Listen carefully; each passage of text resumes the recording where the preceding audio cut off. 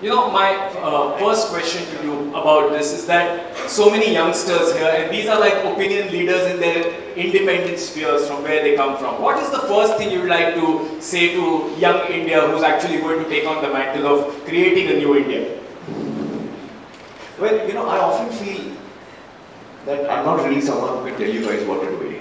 I think that you all know your own minds well enough, and I don't think that they really need to be told what to do. What I can share for sure is what has been important to me. And I think each one of us, you know, finds our own path.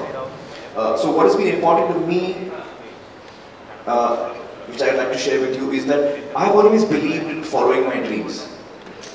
And I don't know how that happened. I'm not quite sure how that happened, but I think it also happened because I'm very passionate about whatever I do, whether it's my work, which is films, whether it's playing sport, whether it's, you know, hanging out with my friends, whether it's having an argument, whether it's, you know, laughing about something. I'm very, very passionate about everything. And I give my entire attention and full, everything about me is in that one thing that I'm doing at that time.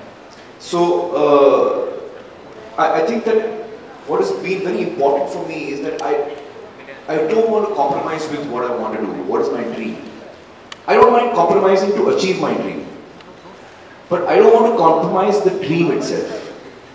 So that is something that I've always believed in. I believe that, you know, all through my career I've been told that he's not going to last for more than a year. Because of the kind of, you know, I picked very unusual films, I worked in a very unusual way, while the rest of the industry at that time, when I came in 25 years ago, was doing 30 films at one time. Actors were doing 30 films at one time.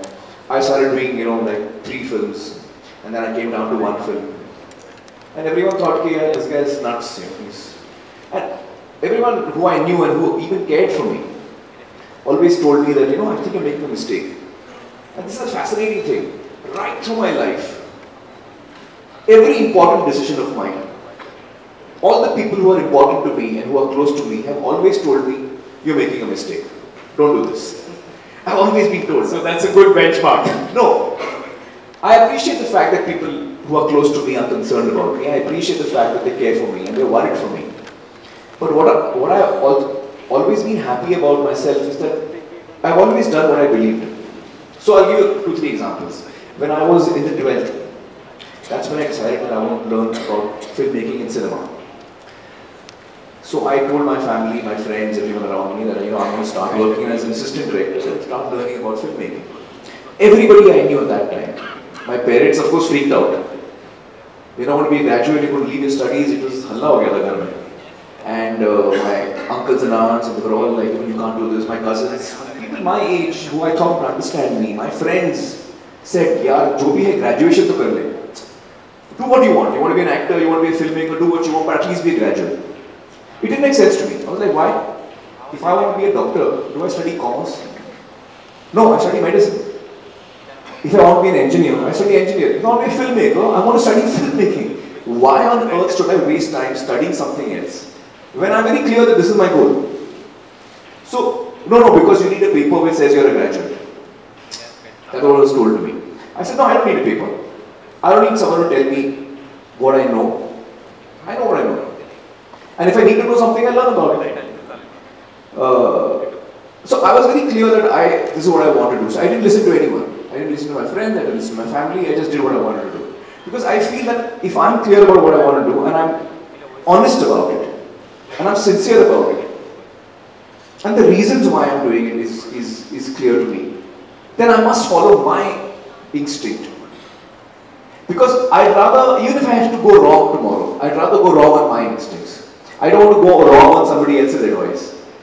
If I've taken a wrong step, I'll deal with it, I'll learn, it'll be a learning experience for me. So, right through my life, I've noticed that there's been times when people who are close to me and who care about me have told me, you're doing the wrong thing. And I've always felt that, I've listened to them very carefully. I've never ignored them. But I finally did what I felt like doing. And that's one thing that when I look back today, after 25 years of being a professional, I feel that that's one thing that I feel happy about. That I lived on my terms. See, today I'm successful. I may not have been successful. I didn't know I was going to be successful. But I'm happy that I lived on my terms. And I'm happy that I never compromised. Whenever I was offered something I was not happy with, I didn't do it.